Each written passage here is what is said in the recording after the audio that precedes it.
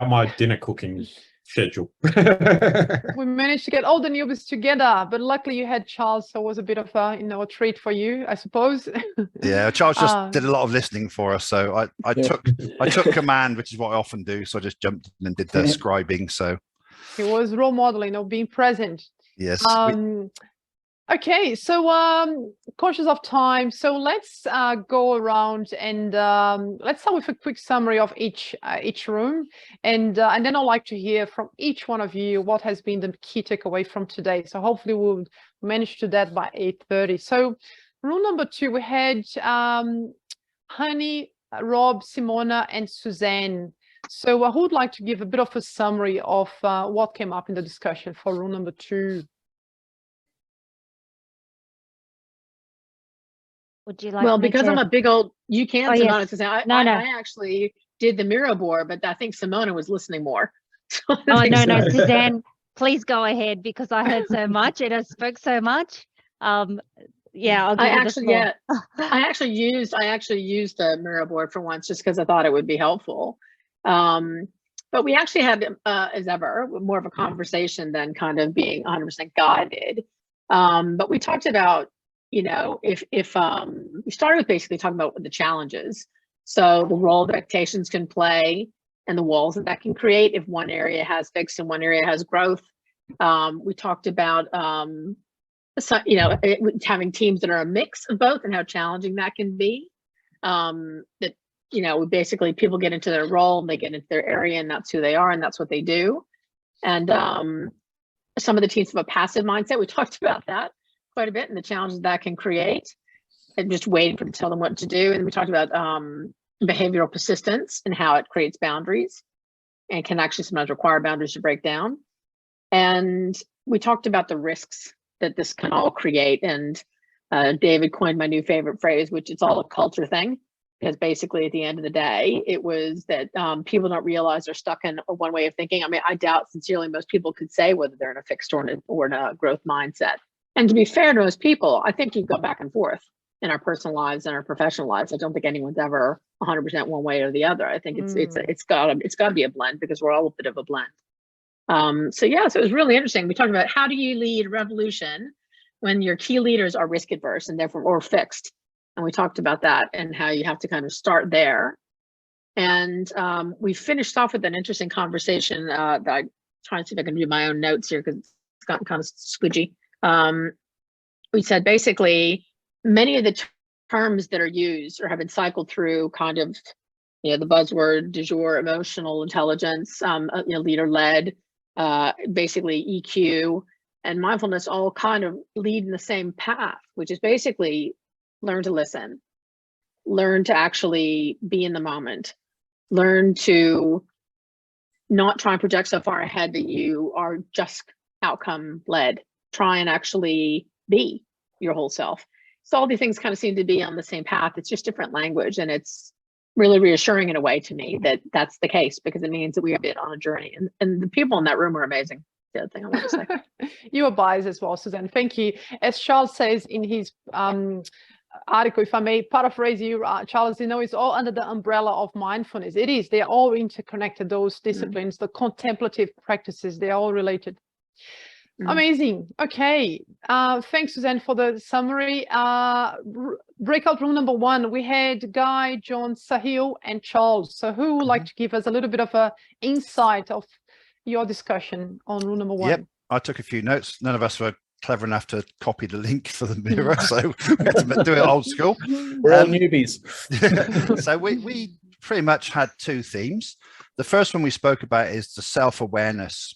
And I just talked through something I'd learned on a previous course that I'd done around the pane of glass. And how you treat that pane of glass is you've got 2 choices, and it reflected on something Charles said. You can either treat it as a window and look at everyone and everything else and say, right, they need to change because this isn't working, or it becomes a mirror and you look to change yourself, because it's probably the easiest thing to do. And Sahil jumped in on that and said he feels that self-realization is really important and being true to yourself. And then we moved on to the fact that how others see you. So what Charles talked about with the impact of your leadership is really important too.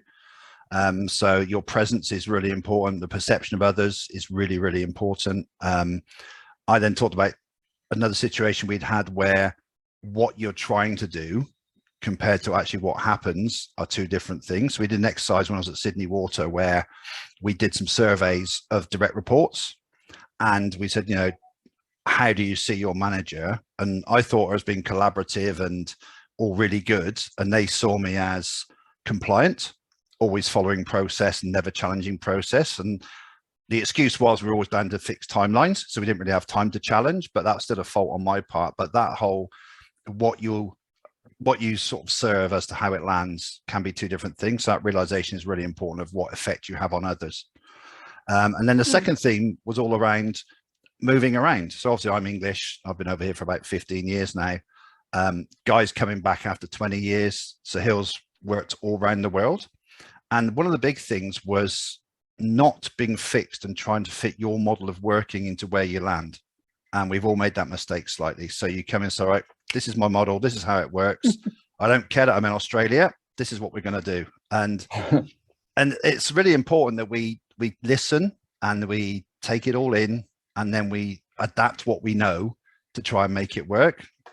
Being a sports nut, I sort of related it to a sporting team, like the coach of Liverpool going to coach the local park side and using the same methods he does with multi-million-dollar footballers with the guys that are electricians and plumbers during the week and just play football at weekend. It's just not going to work. So that became a really interesting conversation for us about just being adaptable to the culture, the types of people. And it's not just country by country now, because we're all becoming multicultural in every country. Even this call, we've got people from every country on the call. You have to have that adaptation in any workplace. So it's really important. But it was a really good conversation. So it was great. And thanks 100%. everyone for the input. I'm glad you got value out of this. Thank you. Great summary as well, John. Good job with all the Miro board. You did awesome. Okay. So I actually just realized, Charles, we didn't allow time for questions. So if you had questions for Charles and you haven't asked him yet, please do share on the chat. Meanwhile, I'll ask someone to volunteer. What has been your key learning, your key takeaway from today? Or perhaps an action, or something that you are going to do differently, a commitment or a key learning from, hopefully you invested 90 precious minutes of your day, you're getting something out of it. So what's the top, insight, key takeaway, or perhaps action from this conversation? So whoever would like to volunteer, and then I'll go around. So Nat, for me, just quickly, Thanks, yes. I came to the session with the mindfulness topic, and also the naming of this community, the Mindful CIO. And so I wanted, when I said, I think my keyword was opportunistic, just to see, what's this all about? What could it bring for me and my team and so on? And I suppose hearing Charles talk and sharing with my group, to me, my observation was it's not something new. It's the way it's phrased, and it's something that we've said even in our group, talking about when you try to roll out a new project or new technology-driven initiative, it's never the technology that becomes the bottleneck or the challenge. It's always the people. When you go back to the people, you go down another layer.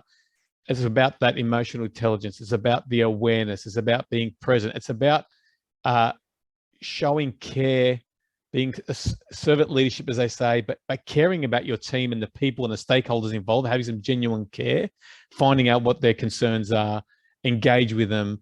And as Charles said, it's not just about the work persona or the work shell, but it's also what's happening in their life. What's that inner journey that they're going through, and trying to have that connection. And that's only going to be understood with some trust and vulnerability, and sort of building that. And it takes time. And I think Simona talked about, it took 2 years for her project to show some fruits and show that she was actually achieving something. And I think, as you're talking about people, and people aren't just going to open up, it's going to take time to build their trust. And so that's sort of my takeaway, my observation, my reflection, and I can't give it to you in one word. That's wonderful. Thank you. That's great. That's spot on. Servant leadership is a wonderful, discipline as well. It's all connected, and I totally agree. And the Mindful CIO community is really specific around people leadership. So we don't talk anything technical here. So maybe that's one differential from, you know, other mindful, other CIO, CTOs roundtables that we have around. Conscious of time, so let's move on. But thanks, Hani, for you know, getting started. So I'll just call it out. So, Guy, one takeaway from today, short and sharp. Oh, yeah, I think it reinforced the need to listen rather than as I said in our little group, than inflict my ideas on things. Okay, always growing, always listening, and so forth. It just reinforced the need to do that rather than is this right? You know, questioning myself in that sense. So. Yeah. Fantastic. Thanks, guys. So you might enjoy to check the recording for our last roundtable in November.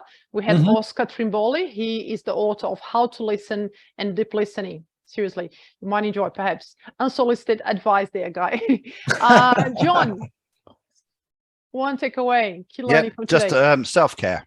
So we always forget about ourselves. So I think that's just a reminder just to, and I actually relax for a couple of minutes during your part, which is quite nice. I haven't done that for a while.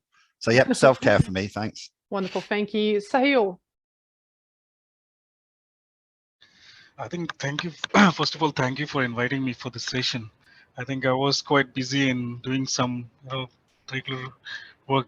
I lost the connection where I have to go back and think about people leadership, the way you were saying, and also the way John and Charles touched upon.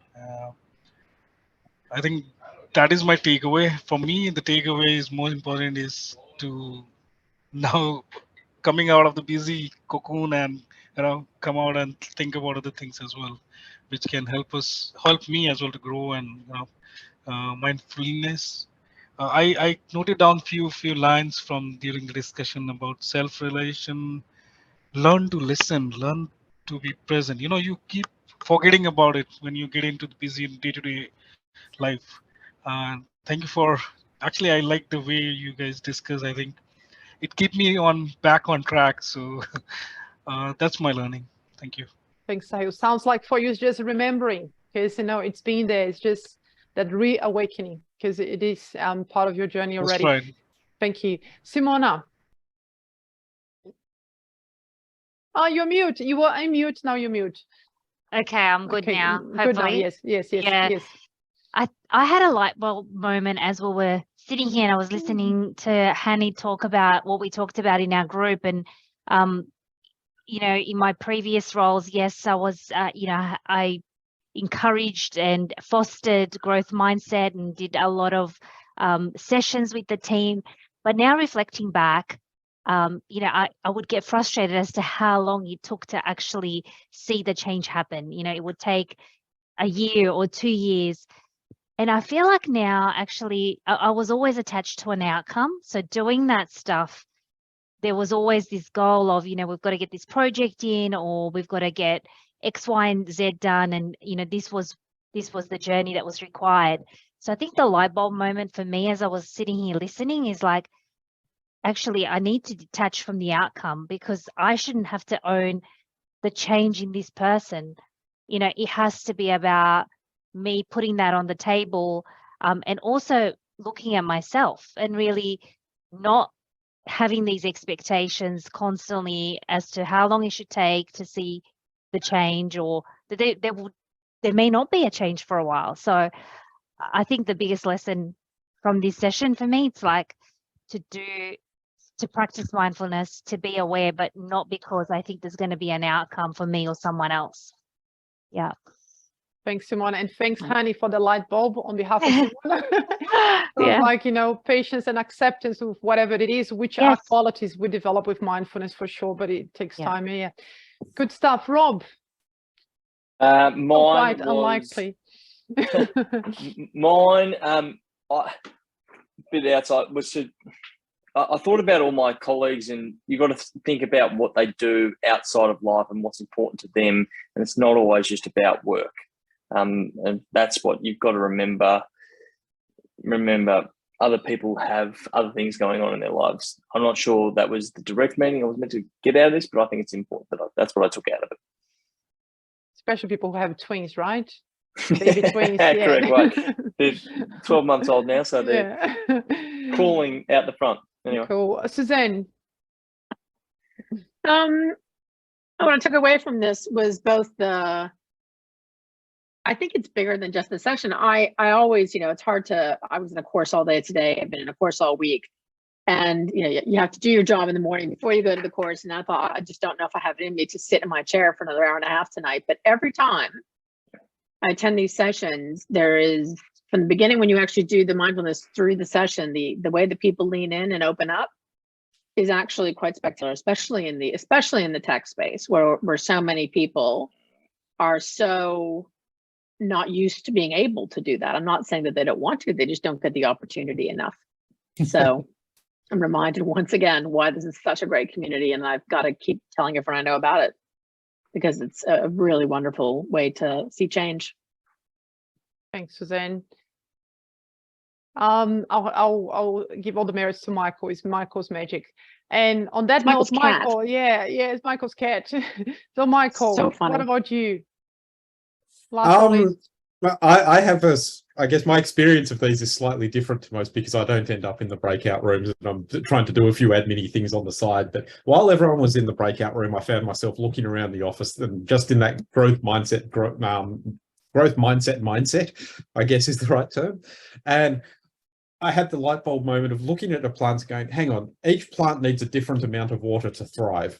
And it's the same for the people in my team. Some of them need a whole lot of water, some of them need not much. So I've now taken the lid off my terrarium to let that dry out a bit. So hopefully it starts growing, and got a bit more water to put on one of the other plants that likes a bit more. So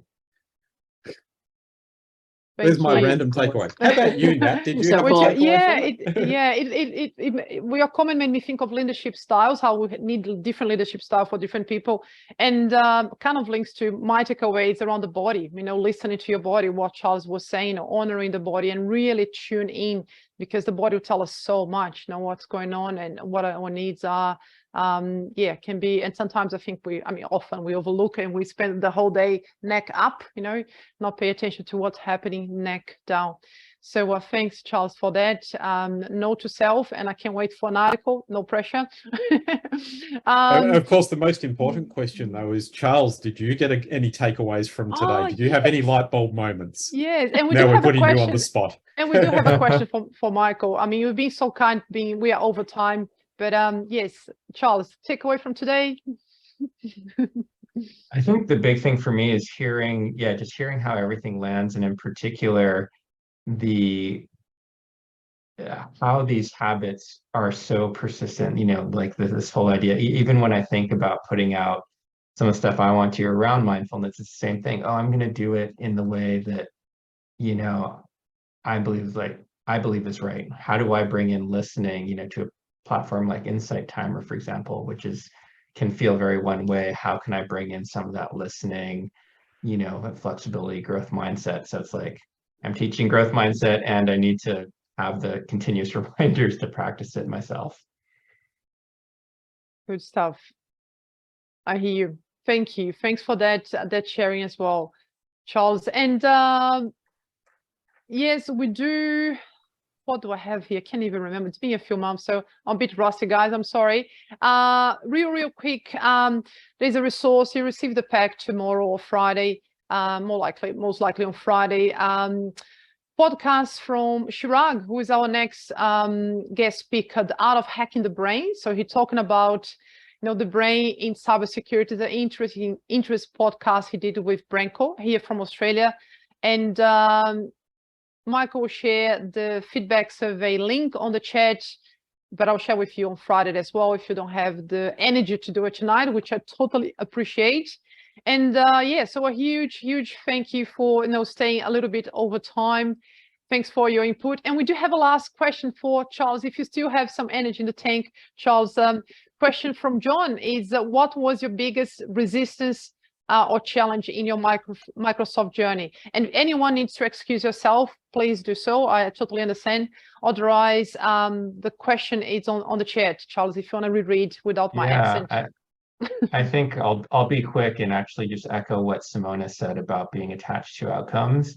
And I'll just twist that a little bit in terms of, for me, it was in particular figuring out how much of my influence in my work was done through quote unquote unofficial channels. So in particular, I put a lot of effort into securing a role in the HR department because I felt like, oh, it's again outcome thinking. Oh, once I do that, then it can be more official and it will achieve this level of success. And it's certainly, like, I don't have any regrets. It helped to get into that space. However, I had to realize, where the energy was taking me was more that actually that grassroots energy is really what sustained it. And that's, just kind of being present with that and going with that rather than, my own grasping at certain outcomes or expectations. That's good. So probably more like a movement than a project. Yes. Yeah, it's very much a movement. And at the end of the day, actually, I'm more proud of that actually than just getting some projects approved by some higher up. So yeah, brilliant. Thank you. Thank you. Fantastic, Thanks, everyone. guys. Thank Good you, evening, Charles. everyone. Good rest. Enjoy the rest of your week, and hopefully see you next month or in the next upcoming roundtable events. All the best. Yeah. Thanks, Bye for now. everyone. Thank you. Nice to meet you all. Thanks all. Thanks. Bye-bye. Thank See you you. on Bye, the bye, bye. on the meditation app. Yes. See you all. Yeah. See you.